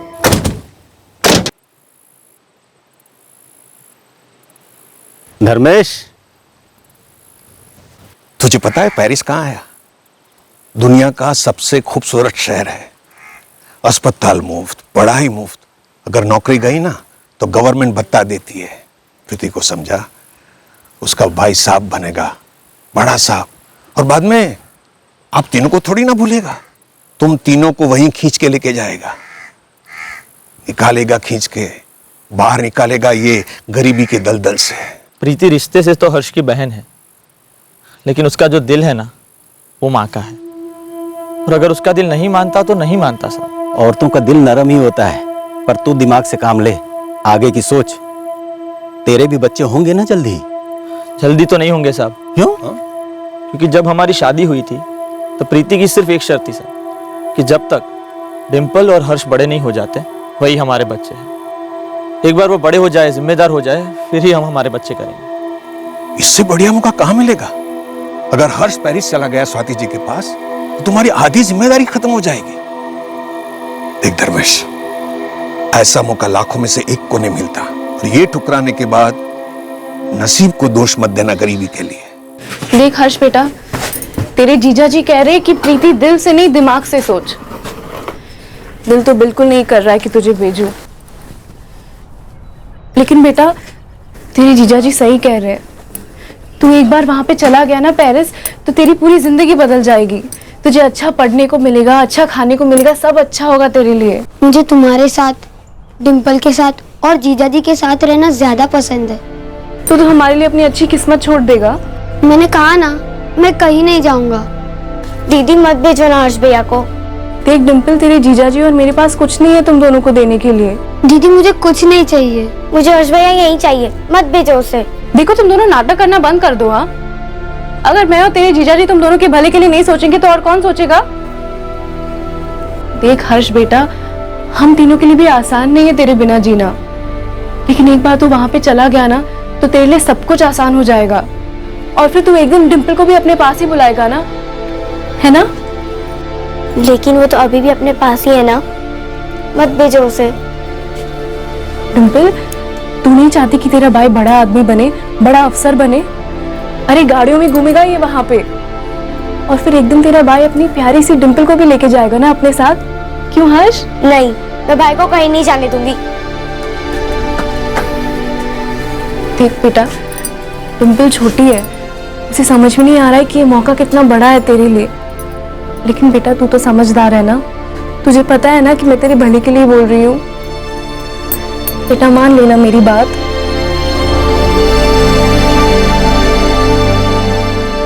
धर्मेश हर्ष और डिम्पल को अपने सगे बच्चों की तरह प्यार करता था, और हर्ष ने तो अभी तक ठीक से दुनिया भी नहीं देखी थी। किसी ने कैसी दुश्मनी निकाली हमसे? माँ क्या हो गया ये? तंग आ गई हूं मैं आप लोगों से। अरे ललित ने कुछ कर दिया, आ गई पुलिस मेरा खून चूसने। उसके बाप ने कुछ कर दिया, आ गई पुलिस मेरा खून चूसने। उन दोनों मुजरिमों के जुर्म के साथ मेरा कोई वास्ता नहीं है, मैं उनसे फूटी कौड़ी तक नहीं लेती हूँ। अब इसमें मेरी क्या गलती है जो मेरा बेटा और उसका बाप दोनों ऐसे निकले? अगर ललित मिला नहीं ना शालिनी जी, तो आपका जीना मुश्किल हो जाएगा। आपकी ये धमकी है ना अपने जेब में रखिए। कायदा और कानून तोड़ने वालों के साथ रह रह के थोड़ा बहुत कानून मैं भी समझने लगी हूँ। आप मुझे हाथ तक नहीं लगा सकती हो, और ये जो तलाशी के नाम पे मेरा सारा घर तहस नहस करके रखा है ना, सब समेट के दीजिए। चलिए। आजकल हफ्तों में पासपोर्ट आ जाता है, लेकिन आपने 6 महीने लगा दिए। सर, हफ्तों में बनने वाले पासपोर्ट में सिर्फ एक माँ होती है, यहाँ 3-3 माएँ थी। पहली जन्म देने वाली माँ माधुरी, दूसरी पालने वाली माँ समान बहन प्रीति, और तीसरी नई नई कानूनी माँ पेरिस वाली स्वाति जी। सर, 3-3 बार एप्लीकेशंस देने पड़े। वीजा एप्लीकेशन में करीब 1.5 साल हो लग गया। क्यों? स्वाति मेहरा ने अडॉप्शन के बाद फरवरी में पासपोर्ट के आते ही हर्ष को पेरिस क्यों नहीं बुला लिया? वो आप स्वाति जी से ही पूछिए ना। नहीं पूछना है मुझे स्वाति जी से। यहाँ बेड़ा घाट में हर्ष और उसके जीजा धर्मेश का मर्डर हुआ है, वहां पेरिस में नहीं। मोहन जी, आपने हर्ष की असली मां माधुरी जाधव और उसके पति राजकुमार का मैरिज सर्टिफिकेट बनवाया।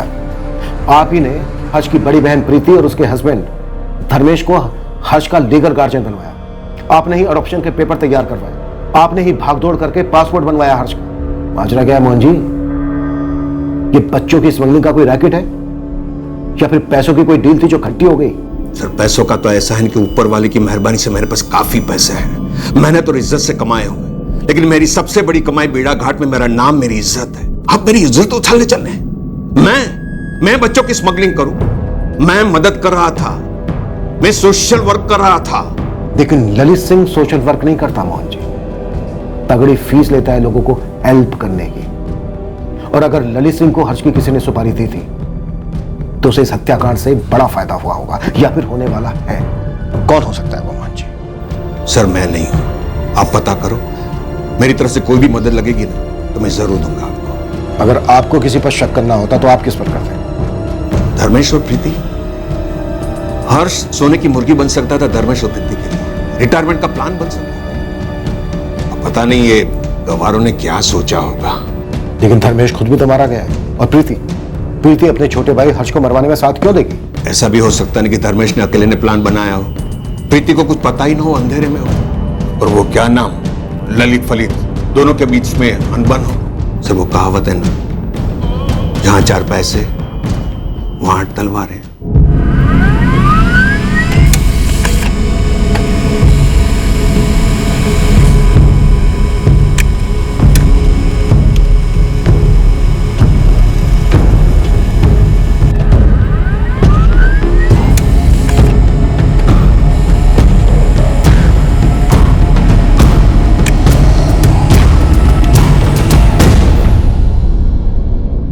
आप लोगों से कुछ नहीं छुपा है पापा।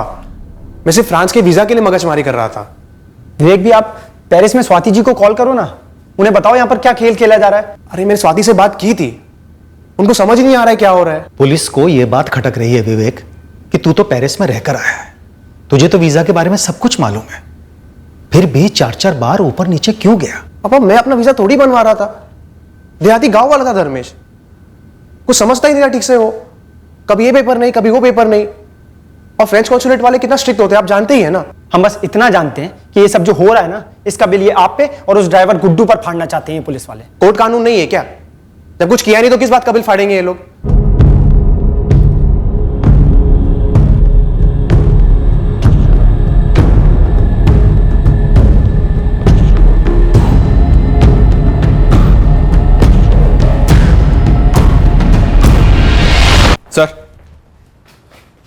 सर इस धर्मेश के कॉल कोर्स में किसी भी तरह की प्लानिंग की कोई हिंट तक नहीं है।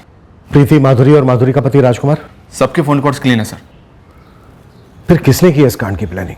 सर मोहन रावत के इस वाले नंबर के कॉल रिकॉर्ड्स में तो कुछ भी शक करने जैसा नहीं है। अब इनके पास कोई दूसरा नंबर है या नहीं ये फिलहाल हमें पता नहीं है। रतन दास के फोन रिकॉर्ड्स भी मंगवाए ना, जिसने हर्ष का नाम सजेस्ट किया था मोहन को? रतन दास के कॉल रिकॉर्ड्स की पूरी तरह से स्कैनिंग की सर, पर कुछ नहीं मिला। तो फिर बचा कौन? सर इस सुपारी किलर ललित सिंह की मदर शालिनी सिंह, उसके फोन रिकॉर्ड्स में से उसकी बहन रचना राठी का नंबर मिला है। ये देखिए सर, यहीं जबलपुर में रहती है। इसके घर के बाहर भी एक टीम तैनात कर दी है। हो सकता है ललित सिंह इसके घर छुपने आए। इस केस से जुड़े सारे सस्पेक्ट हैं हमारे पास, लेकिन कहीं से कोई एंगल बन नहीं रहा है। हो सकता है इनमें से कोई झूठ बोल रहा हो, या फिर असली कल्प्रिट इनमें से कोई हो ही नहीं। मंजू, धर्मेश और प्रीति ने मिलकर कुछ किया हो, ये वाला एंगल? सर वो एंगल टटोला मैंने प्रीति से बात की। जो कागज पत्री वो लोग बोलते वो सारे धर्मेश लेके जाता था जबलपुर हर्ष के साथ। कभी इस कागजात पे दस्तखत करने, कभी उस कागज पे दस्तखत करने। तुम लोगों को कभी लगा नहीं कि स्वाति जी ने 2015 में हर्ष को अडॉप्ट किया था और 2017 जून तक उसके वीजा के पेपर्स बन ही रहे थे? तुम लोगों ने कभी पूछताछ करने की कोशिश नहीं की विवेक आर्य या मोहन भाई से? हमें मालूम नहीं था कि इसमें इतना समय नहीं लगता है। अगर मालूम होता तो शायद पूछ भी लेते, लेकिन हमें कुछ नहीं मालूम था। जो भी वो लोग बोलते गए वो हम करते गए। इस वक्त तो हम हर चीज हर्ष से जोड़कर देख रहे हैं, पर हो सकता है कि असली निशाना धर्मेश था। क्या धर्मेश की नरसिंहपुर गांव में कोई दुश्मनी थी, कोई झगड़ा वगड़ा रहा हो? नहीं, धर्मेश बहुत ही सीधे थे, किसी के साथ कोई बैर नहीं था। हमें तो समझ में नहीं आ रहा है कि धर्मेश और हर्ष को मार के किसी को क्या मिल सकता है। सर नरसिंहपुर में अच्छी खासी फील्डिंग करवाई मैंने, पर धर्मेश का किसी के साथ भी कोई झगड़ा वगड़ा निकल कर नहीं आया। पर मंजू सुपारी दी गई, और वो भी ललित सिंह को, मतलब महंगी सुपारी थी सर। अब अगर इस सुपारी से किसी को कोई फायदा नहीं था तो फिर ये सुपारी दी क्यों गई? घूम फिर के सुई हमारी पहली थीसिस पे लौट रही है, मिस्टेकन आइडेंटिटी। पुराने पेशेवर हथियारों से भी कई बार गलत निशाना लगा है। हो सकता है इस बार भी वही हुआ हो। अब इसका जवाब तो सिर्फ ललित सिंह ही दे सकता है सर। हम इस केस से जुड़े सारे संदिग्धों की बार बार इंटेरोगेशन करते रहे। या तो उनके बीच सांठगांठ इतनी तगड़ी थी कि कोई भी नहीं टूट रहा था, या फिर ये एक मिस्टेकन आइडेंटिटी का ही केस था। हम दावे के साथ कुछ नहीं कह पा रहे थे। हम सुपारी किलर ललित की मौसी रत्ना राठी को भी ट्रैक कर रहे थे। उधर पेरिस से हम पर स्वाति मेहरा का प्रेशर बढ़ रहा था, उसके नए नए गोद लिए बच्चे हर्ष के हत्यारों का पता लगाने, पर उसकी तरफ से भी कोई ठोस लीड नहीं मिल रही थी जो हर्ष और धर्मेश के हत्याकांड को क्रैक करा सके। हमारी कंफ्यूजन सिर्फ एक आदमी दूर कर सकता था, खुद ललित सिंह। ललित सिंह को धरने के लिए हमने पूरा जाल बिछा रखा था, बस इंतजार था उसके फंसने का।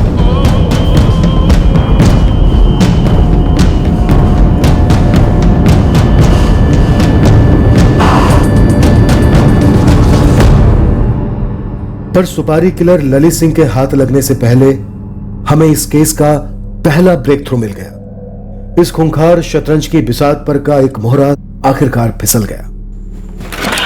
सर, गाड़ी का ड्राइवर गुड्डू टूट गया है, बोलता है बोलेगा। देर से पर दुरुस्त, देखते हैं कितना बोलता है।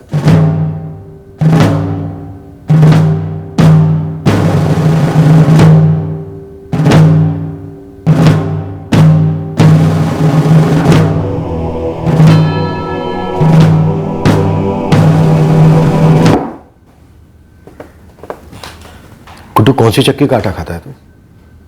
इतने दिन भोला भाला बना रहा, ना बातों से टूटा ना लातों से। मैं पैसों के लालच में आ गया था। मैं बहुत छोटा आदमी। लालच किसने दिया तुझे? शुरुआत से बोल।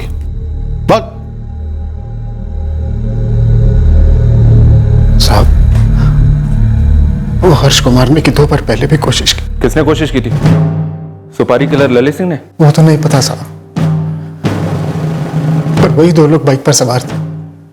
सब एक बार 23 मई को और एक बार 2 जून को, जब हम जबलपुर से लौट रहे थे नरसिंहपुर की तरफ हर्ष और धर्मेश भाई को छोड़ने के लिए। उसी स्पॉट पर कोशिश हुई थी? नहीं साहब, वो शाहपुरा के टर्निंग से पहले 23 मई को।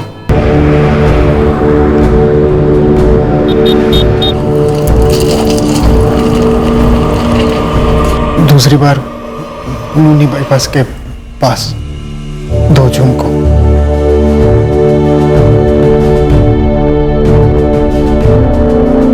गाड़ी किसके कहने पर रोकी गुड्डू? पहले से बताया गया था कि वहां रुकना है, पेशाब के बाद। किसने बताया था पहले से? विवेक भाई ने। तो विवेक टूटा क्यों नहीं अब तक? मैं क्या जानूं मैडम, मुझे जैसा बताया गया मैंने हल्का होने के बहाने गाड़ी रोक दी। फिर विवेक भाई बाद में बोले, नहीं यहाँ नहीं है, अभी नहीं है। पूरी स्टोरी सुना गुड्डू। कब से प्लानिंग चल रही थी? हमारी ट्रैवल एजेंसी की सारी गाड़ियां वो विवेक भाई के पापा मनप्रीत सिंह जी की गैराज में सर्विस होने के लिए ही जाती। गुड्डू, नरसिंहपुर से जबलपुर आना है और रिटर्न नरसिंहपुर जाना है। अरे जब बोलो विवेक भाई, काम है। गाड़ी तो चलानी है। सिर्फ गाड़ी नहीं चलानी, बहुत बड़ा मौका है तगड़ा माल कमाने का, और मेरे साथ पार्टनरशिप का। कैसी पार्टनरशिप है भैया? 1 लाख मिलेंगे तुम्हें। 1 लाख? आराम से। करना क्या है मुझे? गाड़ी रोकना है जहाँ मैं बोलूँगा। हाँ, लेकिन कहाँ, क्यों? ऐसी जगह जो सुनसान हो, हल्का होने के बहाने गाड़ी रुकाना है। हाँ, वो तो ठीक है, लेकिन आपने बताया नहीं विवेक भैया। कोई झंझट का काम तो नहीं है ना? ठीक से करोगे तो कोई गड़बड़ नहीं होगी। तुम्हें तुम्हारे 1 लाख तुरंत कैश में मिल जाएंगे। बस इतना है कि इसके बाद तुम्हारा और मेरा कोई लेना देना नहीं होगा। इतना तो मुझे समझ में आ गया था कि मामला बच्चे को लेकर ही। मैं सच कहता हूं मालिक, कत्ल होने वाला है, मुझे इसकी भनक तक नहीं थी। विवेक किसके कहने पर कर रहा था ये? और क्यों कर रहा था? मुझे कुछ नहीं पता मालिक। पूरी स्टोरी उल्टी कर। झूठी उल्टी की तो खून की उल्टी करेगा विवेक आर्या। सर मैं फंस गया था सर। अब फंस जाएगा, शही खोद के काट देंगे। स्टोरी बोल, स्टोरी, अपना टुकड़ा नहीं। सर ये स्टोरी पेरिस में शुरू हुई थी। स्टोरी का विलेन कौन है? स्वाति? सनी? या दोनों? सर सनी ने शर्त रखी थी कि अगर पेरिस लौटना है, जॉब चाहिए, वर्क वीजा चाहिए, तो उसका एक काम करना होगा। तुझे यहाँ पेरिस परमानेंट रेजिडेंसी दिलाने का फुल प्रूफ प्लान है मेरे पास, और कॉन्टेक्ट भी। बस तुझे एक काम करना है, सिंपल सा काम है, तेरे लिए बाएं हाथ का खेल है, आराम से कर ले। यार सनी, कुछ भी कर दूंगा। तू मुझे पहले ये बता कि तुझे ये वर्क परमिट और परमानेंट रेजिडेंसी कैसे मिल रही है? अचानक से कांटेक्ट कहां से मिल गया? देख विवेक, बात अपने तक ही रखना, कॉन्फिडेंशियल है, इसलिए सिर्फ तेरे को ही बता रहा हूँ। मैंने यहाँ पे परमानेंट रेजिडेंसी के लिए स्वाति के साथ कॉन्ट्रैक्ट मैरिज कर ली है। तेरे लिए भी एक लड़की ढूंढी है, फुल प्रूफ तरीका। तू भी मेरी तरह दामाद बन जा पेरिस का, ऐश करेंगे। बस उसके लिए तुझे यहाँ पे टूरिस्ट वीजा पे आना होगा। क्या? अबे तूने मुझे पहले क्यों नहीं बताया ये? अब बता रहा हूँ ना, लेकिन इसके बदले तुझे मेरा एक काम करना होगा। बोलना, सुन रहा हूँ। काम क्या है? एक मर्डर करना। क्या मजाक कर रहा है यार? एक तो पहले ही वर्क परमिट को लेकर ओवर एक्साइटेड हो रहा हूँ। बोलना, काम क्या है? मजाक नहीं कर रहा हूँ विवेक, एक मर्डर करना है। इनफैक्ट तुझे नहीं करना है, सिर्फ करवाना है। किसका मर्डर और क्यों? एक बच्चे का मर्डर। इस काम के 6 लाख अलग से दूंगा। अब बोल। यार तुम मर्डर ऐसे बोल रहे जैसे खेत की मूली काट लाना हो। इनफैक्ट उससे भी आसान, तुझे काटना नहीं है, सिर्फ खेत में से मूली कटवानी है, वो भी छोटी वाली। और तूने हर्ष की सुपारी ललित सिंह को दी? जी सर। और ये ललित सिंह तुझे किसने दिया? कैलाश ने। कैलाश? कौन कैलाश?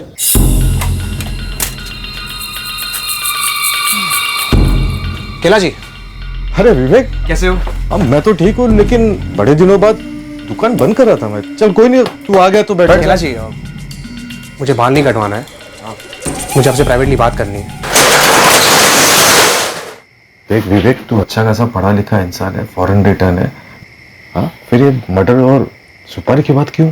कैलाश जी, ये मर्डर मेरे लिए वीजा है पेरिस लौटने का, हमेशा हमेशा के लिए। विवेक, मैं तुम दोनों भाइयों को बचपन से देखते आया हूँ हाफ पैंट में। तुम्हारे डैडी मेरे दोस्त है और गैरेज भी अच्छा खासा चल रहा है। तू दूसरे देश में क्यों नहीं चले जाता? क्यों ये सुपारी के लफड़े में पड़ रहा है? मुझे सिर्फ इतना बता दो कि कांटेक्ट किसको करना है। किसको मरवाना है? कैलाश जी, किसको कांटेक्ट करना है, कितने लगेंगे और आपका कट कितना होगा? मैं आपको 1 लाख दे सकता हूँ। ठीक है, 2 लाख, जल्दी बता दो। सिंह, ललित सिंह की दी हुई सुपारी कभी खाली नहीं जाती, और सुपारी देने वाले का नाम कभी बाहर नहीं निकलता। बहुत कमीना है, रिकॉर्ड है उसका, लेकिन पैसा भी उसी तरह से लेता है। 6 लाख। बच्चे का 6 लाख? बच्चा मारना हो या बड़ा आदमी, यहाँ फुल प्लेट का रेट लगता है। अपने यहाँ हाफ प्लेट वगैरह कोई सिस्टम नहीं है, समझा?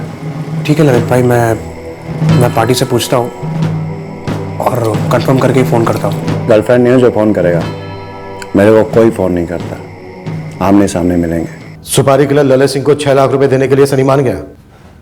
जी सर। 6 तुझे, 6 ललित सिंह को भी, और ड्राइवर गुड्डू को 1। सलून वाले कैलाश को ललित से इंट्रो करवाने के 2 लाख। टोटल हुए 15 लाख। ये 15 लाख पेरिस से भेजे गए सिर्फ हर्ष को मारने के लिए? सर, डील वहाँ पेरिस से हुई, पर एडवांस यही से आया। ललित को सुपारी के 1 लाख मिले, कैलाश को 25,000, मेरा और गुड्डू का एडवांस अभी बाकी है सर। ये एडवांस यहाँ भेड़ाघाट में किसने दिया?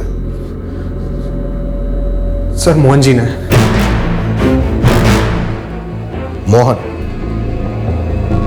मोहन इस कांड को स्पॉन्सर कर रहा था। इसमें मोहन और उसके बेटे सनी को क्या मिलने वाला था? और वो पेरिस की स्वाति, वो स्वाति भी इसमें 100% इन्वॉल्व होगी। सर, जहाँ तक मुझे पता है ये मामला अडॉप्शन का था ही।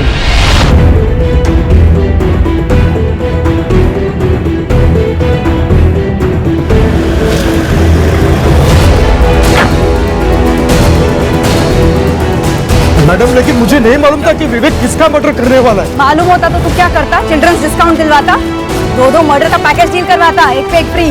कोई देख रेखा, यहाँ पर मंडल का चेयरमैन हूं मैं, मेरी इज्जत है यहाँ पर। तो हम देंगे ना इज्जत आपको, पहले आपको चेयर पर बिठाएंगे, फिर आपकी खाल उतारेंगे। ले चलो। आप मेरी बात सुनिए सर। सर सर सर मैं क्या बता रहा हूँ सर, मेरी बात सुनिए सर। ये जो 2 अटेम्प्ट्स हुए थे 23 मई और 2 जून को, जी सर, कैंसिल क्यों हुए? पेरिस से सनी ने फोन किया था कैंसिल करवाने। ए विवेक, क्या कर रहा है तू? हाँ, क्या कर रहे हैं? पहले शाहपुरा और अभी ये साला नोनी। क्या कर रहे हैं बेवकूफी? ललित और उसका जोड़ीदार विपुल वेट कर रहे हैं, आराम से काम हो जाएगा। देखो समझ में नहीं आती है, बोला था ना बेड़ा घाट पे जगह चुनने को, कहीं और क्यों चुनी? वो इलाका मेरे पापा का है, सब कुछ संभाले तो वहां पे। तो अभी हम लोग बस लोकेशन पर पहुंचने ही वाले हैं यार, और दोनों वेट कर रहे हैं। करने दे वेट, तू कैंसिल कर। नोनी में काम करेगा साला इडियट। कैंसिल करो, तुरंत कोई दूसरी डेट फिक्स कर। ओ भाई सुन मेरी बात, मैंने 2 बार जगह और टाइम चुनी, तूने हक दिया, कैंसिल कर दिया। 2 बार फेल होने का अपना कभी स्टाइल नहीं रहा, तीसरी बार फाइनल होगा। जगह चुन तो, टाइम चुन तो, हम लोग बच्चे को उठा ले जाएंगे और काम कर देंगे, समझा? ठीक है ललित भाई, मैं फिर से हर्ष और उसके जीजा को एक जगह पे बुलवाता हूँ और कुछ प्लान बनाता हूँ। तो ये वीजा का चक्कर हर्ष के मर्डर के लिए नेट प्रैक्टिस था। ऐसे ही घुमा रहे थे हर्ष और उसके जीजा धर्मेश को, और वो बेचारा जैसे जैसे उससे बोला जा रहा था किए जा रहा था। सर ये पूरा आइडिया, पूरा प्लान मोहन जी ने बनाया था sir. Sir, Mohan ji settlement करना चाहते हैं। बड़ा अच्छा ऑफर दे रहे हैं चेयरमैन मोहन रावत, सुन लेते हैं सर।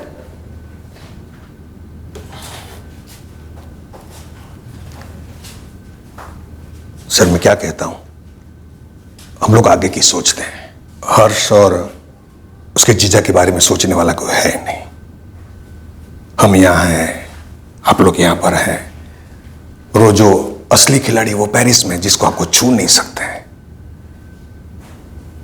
आप एक फिगर बोलो, चाहिए तो आप अंदर अंदर डिस्कशन कर लो ना, लेकिन एक दिल खुल के फिगर बोलो, जो मैं दिल खुल के दे सकूंगा। एक 10 साल के बच्चे की तड़ियां बाहर निकलवाने वाला दिल की बात कर रहा है। ये अडॉप्शन किस लिए था? नाटक का कोई है ना? मेरे बेटे सनी और स्वाति जी ने मिलकर ये प्लानिंग बनाई थी सर। और यहां पर सारी सेटिंग तूने की? नहीं सर, तेरा वो दोस्त रतन दास श्रॉफ वो भी शामिल था इस साजिश में? नहीं सर, उसने तो सिर्फ पहचान करवाई धर्मेश और प्रीति के साथ। 24 जून को हर्ष की मौत की खबर जब पेरिस गई होगी तो वहां पर खूब खुशी का माहौल हुआ होगा, है ना? हुआ होगा। धर्मेश बीच में आ गया, वरना प्लानिंग तो सिर्फ हर्ष को मारने की ही थी। Okay okay. सनी सब कुछ ठीक से हुआ ना? सनी तुम मुझे टेंशन दे रहे हो, प्लीज बोलो ना, सब ठीक से हुआ ना? अपना टारगेट हर्ष मारा गया और साथ में उसका जीजा धर्मेश। एक बच्चा जो जिसके नसीब में मौत लिखी थी, उसके जीजा जिसके नसीब में मौत लिखी थी, लेकिन आपके नसीब में 10 लाख है। सबके नसीब में 10-10 लाख।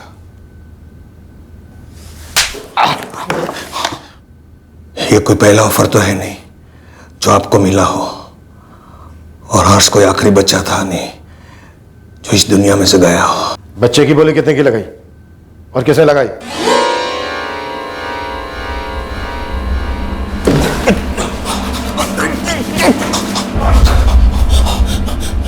तो क्या? तो क्या? 2 करोड़। 2 करोड़ हर्ष का 2 करोड़ का इंश्योरेंस निकाला था सर। प्लानिंग इंश्योरेंस की थी साहब। इंश्योरेंस से मिलने वाले पैसों की हर्ष को गोद लेना सिर्फ एक जरिया था।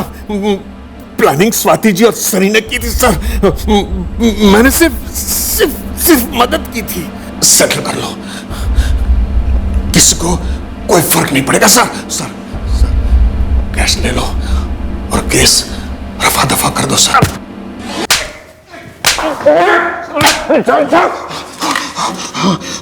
फर्क पड़ चुका है मोहन रावत। इस बच्चे की मौत से हमारे डिपार्टमेंट में काफी फर्क पड़ चुका है, जो तू अब लॉकअप में देखेगा, जो तू जज साहब में देखेगा जब वो तुझे सजा सुनाएंगे। इसलिए तू फर्क की चिंता मत कर। सर आप मेरी बात सुनो सर बात सुनो सर मैं इज्जतदार आदमी हूं सर मैं इज्जतदार आदमी हूं सर। एक हफ्ते बाद हमें खबर मिली कि ललित सिंह उसकी मौसी के घर आया हुआ है जबलपुर। जी? Crime branch. ललित सिंह कहाँ है? ललित वो साहब साहब कौन है मौसी? मौसी नहीं बेटा, तेरा मौसा आया है। ललित एक काम करना, तेरे सर के ऊपर जो खिड़की है ना, उसे कूद जा। खिड़की के बाहर मेरे 2 आदमी थे, प्रॉमिस करते हैं तुझे निराश नहीं करेंगे।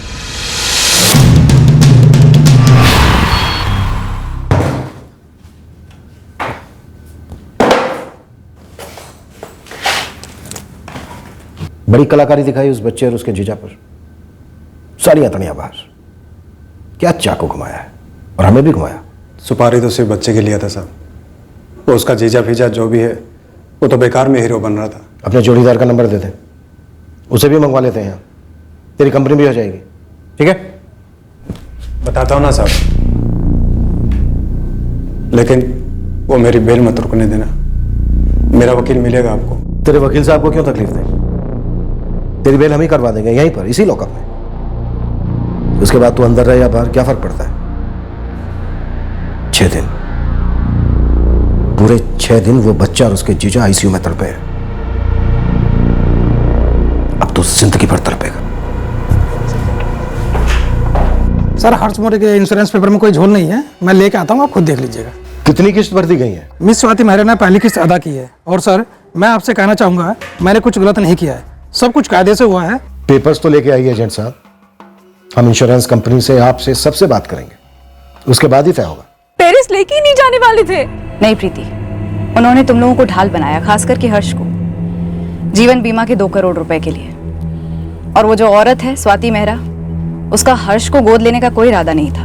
बीमा के पैसों के लिए मार दिया हर्ष को? क्यों मार डाला मेरे भाई को? धर्मेश की जान हर्ष को बचाने की कोशिश में गई, धर्मेश को मारने का कोई प्लान नहीं था।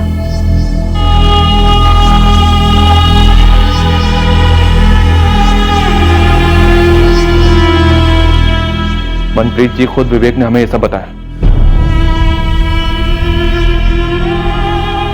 हमारे विवेक ने ऐसा किया? 6 लाख रुपए और पेरिस में जॉब, इसके लिए उसने 2 मासूमों को मरवा डाला।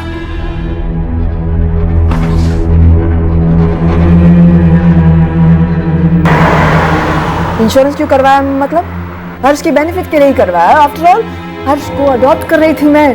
आप क्या बोल रहे हैं sir?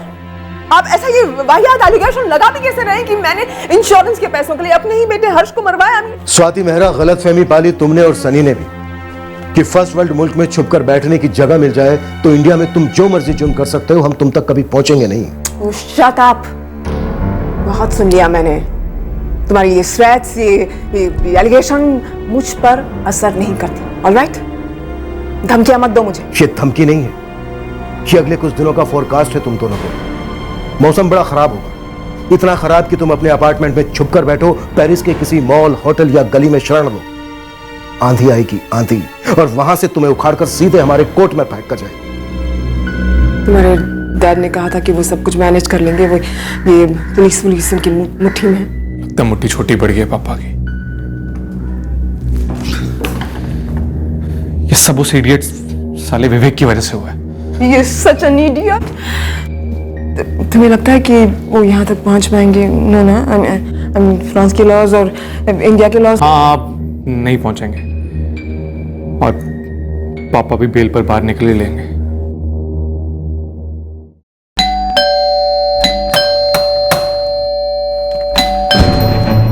Madame Swati Mehra? Oui, officier. Le monsieur Sani là-bas, est-il avec toi? Oui, officier. Sani? Sani? Oui, officier. Que se passe-t-il? Nous avons votre mandat d'arrêt. What happened, officers? What have we done? Quoi on nous fait? Nous avons un mandat d'arrestation.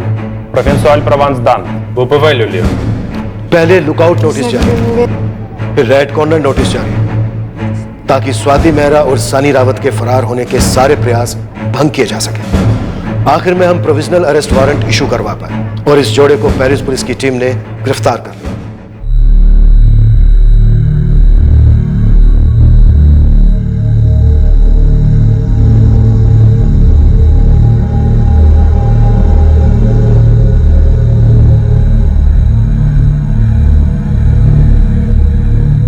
हम इस case को आखिरी पड़ाव तक लेकर ही जाएंगे। हम स्वाति मेहरा और सनी रावत के फ्रांस से इंडिया एक्सट्राडिशन के लिए पूरा जोर दे रहे हैं। हमें उम्मीद है यह जल्द से जल्द होना चाहिए। हमने इस निहायत ही घटिया और भयंकर षड्यंत्र को सफल होने नहीं दिया। हम अपनी देखरेख में ऐसा कभी होने भी नहीं देंगे। क्रिमिनल्स जब जुर्मिस्तान के पासपोर्ट पर सफर करने निकलते हैं, उन सबको एक बात साफ पता होनी चाहिए कि इस पासपोर्ट पर एक ही वीजा लगता है, और वो है सजा का वीजा। इस पासपोर्ट और वीजा पर क्रिमिनल की हर उड़ान वाया लॉकअप, वाया अदालत, सीधे जेल को जाती है। मुजरिमों को यह समझ लेना चाहिए कि यह वन वे फ्लाइट है और रिटर्न फ्लाइट के लिए सालों का वेटिंग पीरियड होता है। जय हिंद। इस तरह के और भी एपिसोड देखने के लिए हमारे चैनल को सब्सक्राइब करें और बेल आइकन दबाना ना भूलें।